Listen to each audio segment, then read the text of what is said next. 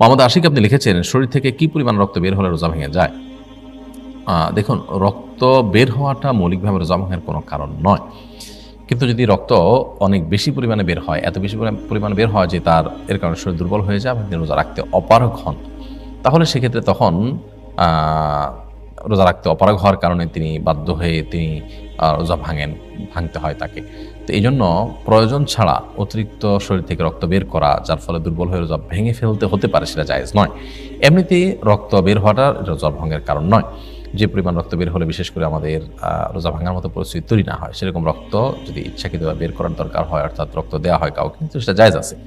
এটা মৌলিকভাবে রোজা ভঙ্গের কারণ নয়। তবে হ্যাঁ, অনেক বেশি পরিমাণে রক্ত বের হলে মানুষ পিপাসার্ত হতে পারে, দুর্বল হয়ে যেতে পারে এবং রোজা ভাঙা লাগতে পারে। সেই জায়গা থেকে এত বেশি পরিমাণ রক্ত বের করা জায়েজ নয়। এটা হলো রোজা ভাঙার পথ উন্মোচন হতে পারে সেই জায়গা থেকে। বেসিক্যালি রোজা ভঙ্গের কোনো কারণ নয় শরীর থেকে রক্ত প্রবাহিত হওয়া। এমনি সাদত হোসেন সৈকত আপনি লিখেছেন, রোজা রেখে দিনে ঘুমালে কি রোজার কোনো সমস্যা হবে? না, রোজা রেখে দিনে ঘুমোলে রোজার কোনো অসুবিধা হবে না।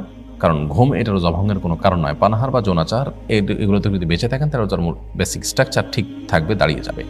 এরপর আপনি যদি সকাল থেকে ফজরের পর থেকে জোহর পর্যন্ত ঘুমান, আবার জোহর পরে আসর পর্যন্ত ঘুমান, এতে রোজার কোনো অসুবিধা হবে না। তবে অবশ্যই আলস্যতার মধ্যে দিন পার না করে বা বন্দেগী অন্যান্য কাজকর্মের মধ্যে মগ্ন থাকা ভালো।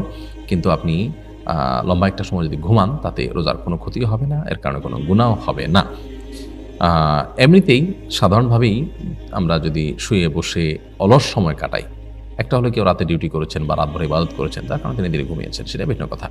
কিন্তু অলস সময় কাটানোর জায়গা থেকে তিনি যদি এভাবে ঘুমিয়ে শুয়ে বসে সময় নষ্ট করেন, তাহলে সেটা অবশ্যই অনুচিত কাজ, গর্হিত কাজ। কিন্তু এর সাথে রোজা হওয়া না হওয়ার কোনো সম্পর্ক নেই।